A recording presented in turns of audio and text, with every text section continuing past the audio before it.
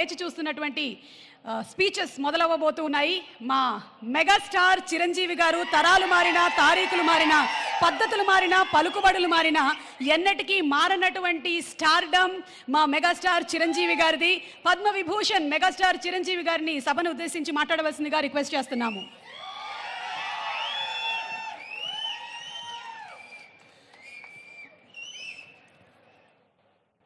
గౌరవనీయులు మన ప్రీతమ ముఖ్యమంత్రి శ్రీ రేవంత్ రెడ్డి గారికి, అలాగే మంత్రివర్యులు టూరిజం మినిస్టర్ జూపల్లి కృష్ణారావు గారికి, ఇతర శాసనసభ్యులకు, ఎంపీ పార్లమెంట్ సభ్యులకు, మా సీఎం రమేష్ గారికి, ఇతర ఆహ్వానితులకు, నాయకులకు, మీడియా మిత్రులకు, ఇక్కడ విచ్చేసినటువంటి ఆహ్వానితులకు, అలాగే ఇక్కడ పనిచేస్తున్నటువంటి కార్మికులకు, ప్రతి ఒక్కరికి నా హృదయపూర్వక నమస్కారాలు. ఈ ప్లేసు మీ అందరికంటే నాకు ముందు తెలుసు.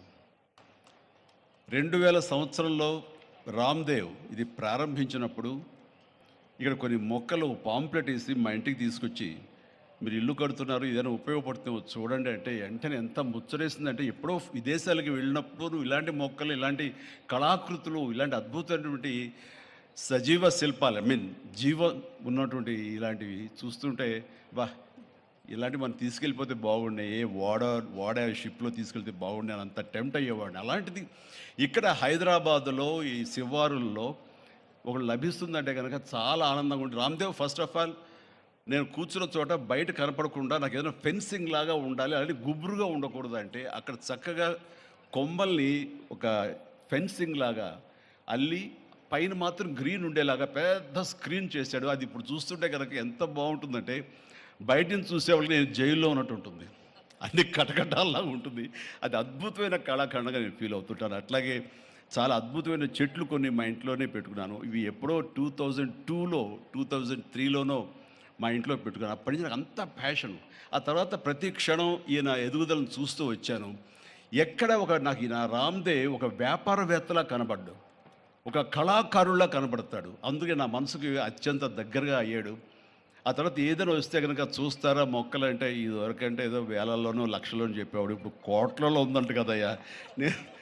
ఇప్పుడు నా సంపద అంతంత మాత్రమే ఉంది, కొనలేనేమో అన్నారు. కానీ చూడండి సార్, వస్తే మీరే టెంప్ట్ అవుతారు. ఇప్పుడు గౌరవ ముఖ్యమంత్రి గారితో పాటు అన్నీ వీక్షిస్తుంటే ఎంత టెంప్టింగ్ ఉందంటే, ఇవన్నీ మన ఇంట్లో పెట్టేసుకుంటే ఎంత బాగుంటుంది అనిపిస్తుంది. అంత అందంగా దీనికి కావాల్సిందండి వ్యాపార దృక్పథం కాదు, కళాకారుల హృదయం, కళా హృదయం ఉండాలి. నా మటుకు నేను అతని ఒక కళాకారుడుగాను, ఒక ఆర్టిస్ట్గా చూస్తాను. నేను అంత తపన లేకపోతే, అంత ఇష్టం లేకపోతే సుదీర్ఘకాలం 24-25 ఇయర్స్ పాటు దీని మీద ఎక్స్పెరిమెంట్ చేస్తూ, ఎన్నో చోట్ల రీసెర్చ్ చేస్తూ, ఎక్కడెక్కడ ఏమేమి మొక్కలు దొరుకుతాయి, ఎక్కడెక్కడ ఈ శిలాకృతులు దొరుకుతాయి, ఆ శిలలు ఇక్కడ ఎలా తీసుకురావాలి అని దాని మీద అది దుర్భేద్యం అనుకోకుండా ఇది సాధ్యమే, ఇది మన ప్రాంతం వాళ్ళకి, మన హైదరాబాదుకి, మన స్టేట్కి అందం తీసుకొచ్చేది, మన దేశంలోనే గొప్పగా చెప్పినటువంటి గొప్ప పార్క్ అవుతుందని ఆయన మనసులో మెదిలిన ఆలోచన, ఆయన పడ్డ కష్టం, తీసుకున్న శ్రమ ఈ రోజున ఇక్కడ అద్భుతమైన కళాఖండంగా ఇన్ని ఎకరాల్లో చోటు చేసుకుందంటే కనుక నా భూతో నా భవిష్యత్తు.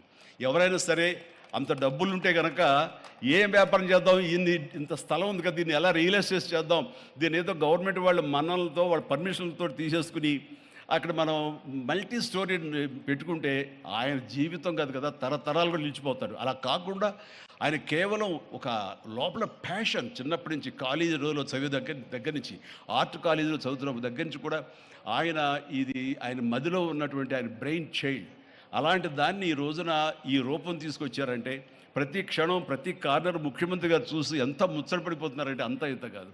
ఎలా చేశారు, ఇది ఎలాగొచ్చింది, అది ఎలా వచ్చింది ఆయన అడుగుతున్నారు. నేను కొన్ని అడుగుతున్నాను.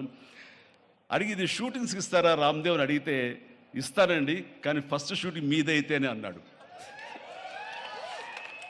ఇప్పుడు నువ్వు ఆ మాట అన్నావు కదా, ఇప్పుడు కొత్తగా హీరోయిన్ని తీసుకొచ్చి ఆ అమ్మాయితో స్టెప్లు వేయాలంటే ఈ ఎండలో ఎలా ఉంటుందేమో తెలియదు, కానీ ఏదో చలికాలం అయినప్పుడు నెక్స్ట్ చలికాలం అయితే చేస్తానయ్యా అన్నాను. ఈలోగా వర్షాలు పడి ఇవన్నీ ఇంకొంచెం పచ్చగా ఉంటాయండి, 1 or 2 years లోపల ఇది అద్భుతంగా ఉంటుంది, కంటికి కనువింపుగా ఉంటుంది చెప్పేసి ఆయన చెప్తుంటే కనుక ఐ కుడ్ ఇమాజిన్ అట్లాగే ఇక్కడ వెడ్డింగ్ ప్లాన్ చేసుకోవచ్చు, వెడ్డింగ్స్ కానీ ఇతర రిసెప్షన్స్ కానివ్వండి, పలు ఈవెంట్స్, అలాగే ఐస్కి సంబంధించినటువంటి ఆ స్కేటింగ్ సంబంధించిన చేయాలని ఇలా ఎన్నెన్నో ప్లాన్స్ ఉన్నాయని అవన్నీ కూడా చేయగలడు, ఆ సామర్థ్యం ఉంది. అలాగే ప్రభుత్వం కూడా ఖచ్చితంగా సపోర్ట్ చేస్తారు, అందుకు సమాయుత్తమై ఉన్నారు ఆయన. అందుకనే ఎంతో బిజీగా ఉన్నారు సీఎం గారు. వాళ్ళు చూస్తే కనుక మనుషులు ఇంటి చుట్టూ ఉన్నారు. అవన్నీ పక్కకు పెట్టి, ప్రోగ్రామ్స్ అన్ని పక్కకు పెట్టి నిన్నటిదాకా ఆయన ఎలక్షన్ క్యాంపెయిన్ ఎక్కడో చేసి వేరే రాష్ట్రాల్లో వచ్చి రామ్దేవ్ మీద ఈ ప్లేస్ మీద ఎంతో ప్రేమ లేకపోతే, ఇలాంటి దాన్ని మనం ఎంకరేజ్ చేయాలి అని ఆయన ఉద్దేశం లేకపోతే ఇంత ఓపికగా ఈ ఎండ్లో ఆయన వచ్చేవారు కాదు. ఫస్ట్ ఆఫ్ ఆల్ ఆయన ఇక్కడికి వచ్చి దీన్ని ఎంకరేజ్ చేస్తున్నందుకు వారికి మనస్ఫూర్తిగా అభినందనలు తెలియజేస్తున్నాను ముఖ్యమంత్రి గారికి. ఎందుకంటే అలాంటి వాళ్ళు అనుకుంటేనే, వాళ్ళ కళ్ళలో పడితేనే, వాళ్ళు ఇంప్రెస్ అయితేనే దీనివల్ల ఎంతోమందికి ఉపాధి కలుగుతుంది, ఇది ఎంతోమందికి కనువిందు కలుగుతుంది. మరి ఎంతోమంది ఈ ప్లేస్ని వాళ్ళ ఈవెంట్స్కి ఉపయోగించుకుంటారు. తద్వారా టూరిజం పెరుగుతున్న ఉద్దేశంతో కూడా మన జూపల్లి కృష్ణారావు గారు దీన్ని ఎంకరేజ్ చేయడం కోసం సమాయత్తమై ఉన్నారు. అలా ప్రభుత్వ సహకారాలు దీనికి మెండుగా ఉంటాయని ఆశాభావం వ్యక్తం చేస్తూ, మీరు ఏదైతే కనుక ఊహించారో రామ్దేవ్, అది త్వరలో ఖచ్చితంగా అవుతుంది. ఇవి అద్భుతమైనటువంటి ఒక ల్యాండ్ మార్క్ అవుతుంది, ఒక కళాకృతి అవుతుంది. అది రాష్ట్రానికి వన్ని తీసుకొస్తుంది, హైదరాబాద్కి తలమానికంగా ఉంటుంది. ఒక హైదరాబాద్ ఒక ఇల్లు అనుకుంటే ఇంట్లో ఒక అద్భుతమైన పెయింటింగ్ పెట్టుకుంటే ఎంత బాగుంటుందో, ఆ పెయింటింగ్ ఈ రోజున ఈ ఎక్స్పీరియన్స్ తోటి నేను చెప్తున్నాను, this will be a beautiful piece of art. అందుకని మరొకసారి వారికి నా హృదయపూర్వక ధన్యవాదాలు, అభినందనలు తెలియజేస్తూ ఈ అవకాశం వచ్చినందుకు అండ్ సీఎం గారితో నేను ఈరోజు ఈ ప్రోగ్రాంలో పాల్గొన్నందుకు నా సంతోషాన్ని తెలియజేస్తూ all the very best, god bless.